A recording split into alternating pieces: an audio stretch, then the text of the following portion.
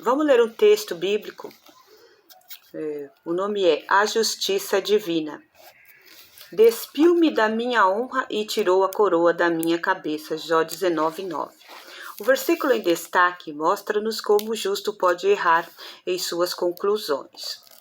A leitura bíblica de hoje mostra como Jó falou precipitadamente. Isso é muito comum com as pessoas em sofrimento, como foi o caso de Jó. Você pode conferir nos capítulos 1 e 2 do livro o que aconteceu a ele. No capítulo 20, Zofar, o seu pretenso amigo e consolador, lhe faz sérias acusações, ignorando a origem de seus sofrimentos, mas supondo que Zofar, seu pretenso amigo e consolador, lhe faz sérias acusações, ignorando a origem de seus sofrimentos, mas supondo que viessem de Deus, e é ao Senhor que Jó os atribui. No entanto, Deus apenas deu permissão a Satanás para lhe causar dano. Os seus sofrimentos não vinham de Deus. Esse texto nos ensina uma gloriosa verdade. Quando alguém sofre inocentemente, mesmo que venha a errar ao lamentar seus sofrimentos, Deus não leva aquilo em conta. Ele jamais tira os olhos da nossa inocência. E como esta nós é atribuída pela fé no sacrifício de seu Filho Jesus. Cedo ou tarde, Deus honrará o inocente. Muitas pessoas dedicadas a Deus sofreram imensamente em sua condição. Se submeteram as suas queixas a Deus em oração, a Deus sem sentirem culpa por terem levado a ele os seus lamentos. A própria Bíblia me fornece alguns exemplos eloquentes dessa mesma atitude. Por exemplo, nas pessoas de Moisés, número 11, 11 e 15, Elias, 1 de Reis 19 e 10, Salmo 73, Salmo 142. Quão maravilhosa é a misericórdia divina para com os seus servos sinceros e inocentes. O livro de Jó repete várias vezes que ele era um homem que temia a Deus e evitava o mal. Sua integridade não o poupou de sofrer, mas Deus não o abandonou. Por mais que ele se queixasse e lamentava, Deus conhece nossa fragilidade e nos preserva e segura. Afinal, como um pai tem compaixão de seus filhos, assim o Senhor tem compaixão. Murmuração dos israelitas, número 11, 11 e 15. E aconteceu que, queixando-se o povo, era mal aos ouvidos do Senhor, porque o Senhor ouviu e a sua ira se acendeu, e o fogo do Senhor ardeu entre eles, e consumiu os que estavam na última parte do arraial. Então o povo clamou a Moisés, e Moisés orou ao Senhor, e o fogo se apagou, pelo que chamou aquele lugar Tabera, porquanto o fogo do Senhor se acendera entre eles.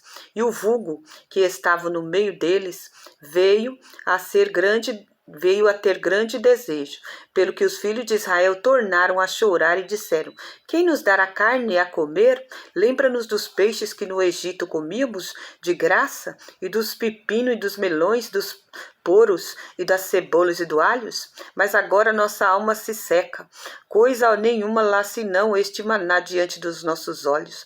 Era o maná como semente de coentro, e a sua cor como cor de bedélio. E espalhava-se o povo, e o colhia e em moinhos o moía, ou num grau, ou o pisava, em panelas e cozia, e dele fazia bolos, e o seu sabor era como o sabor de azeite fresco. E quando o orvalho descia de noite sobre o arraial, o maná descia sobre ele. Então Moisés ouviu chorar o povo pelas suas famílias, cada qual à porta de sua tenda, e a ira do Senhor grandemente se acendeu e pareceu mal aos olhos de Moisés. 19:10. E ele disse: tenho sido muito zeloso pelo Senhor Deus dos exércitos, porque os filhos de Israel deixaram o teu concerto, derribaram os teus altares, mataram os teus profetas, a espada, e eu fiquei só, e buscam a minha vida para tirarem. Aqui são as referências, né? Salmo 73. Verdadeiramente bom é Deus para com Israel, para com os limpos de coração. Quanto a mim, os meus pés quase que se desviaram, pouco faltou para que se escorregassem os meus passos, pois eu tinha inveja do soberbo ao ver a prosperidade dos ímpios. Pelo que a soberbo cerca como um colar, veste-se de violência como de um adorno. Salmo 73, 6. Hebreus 4:16. Chegamos, pois, com confiança ao trono no trono da graça, para que possamos alcançar misericórdia e achar graça, a fim de sermos ajudados em tempo oportuno. Você reparou nessas palavras, ajudas em tempo oportuno? Não muito cedo, nem muito tarde, mas no momento exato. A fé toca a graça. Aproximemo-nos com sincero coração e plena certeza de fé, tendo o coração purificado da má consciência e lavado o corpo com água pura. Hebreus 10, 22. A fé não surge numa reunião de escritório, onde negociamos nossos méritos pela misericórdia do Senhor. A fé não é um prêmio entregue ao que possui mais mérito, nem mesmo uma forma de recompensar aqueles que foram mais corretos. Não se trata de uma honraria aos que é melhor cumprir os ritos religiosos. Nossa, isso daqui foi bem profundo agora. Não é porque eu sou correto que eu mereço alguma coisa. A fé é um salto desesperado a partir de uma canoa furada dos empreendimentos humanos. Um clamor de um náufrago para que Deus segure em suas mãos e o puxe para fora do mar. O apóstolo Paulo descreveu deste modo: porque pela graça sois salvos, por meio da fé. Isso não vem de vós, é dom de Deus. Não vem das obras, para que ninguém se glorie. A poderosa força que nos redime é a graça de Deus. A fé é um gesto desesperado quando o ser humano se dá conta de que seus esforços são em vão. Explique por que não podemos alcançar a salvação por conta própria. Graça distinta. O Senhor conhece as pessoas que são dele. 2 Timóteo 2,19. Pense numa cena. Você está diante do trono de Deus para ser julgado. Um livro é desatado. A sua leitura inicia. Você escuta cada pecado seu, suas mentiras proferidas, cada momento em que a ambição e a assolação estiverem presentes. Porém, ao seu final, a graça é proferida.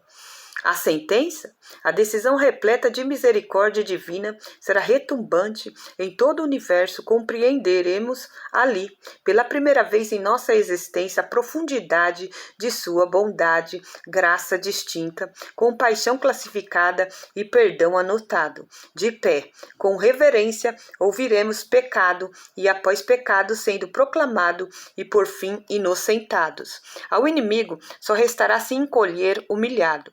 Os anjos tomarão a frente reverentemente e nós, os justificados, frutificaremos na graça de Deus. Na mesma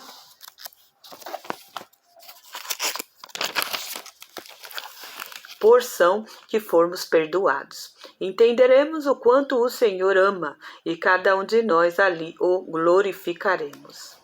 Como a consequência, haverá a primeira comunidade de pessoas verdadeiramente justificadas. Somente um será digno de ser aplaudido nos céus, e este é o que possui os cravos.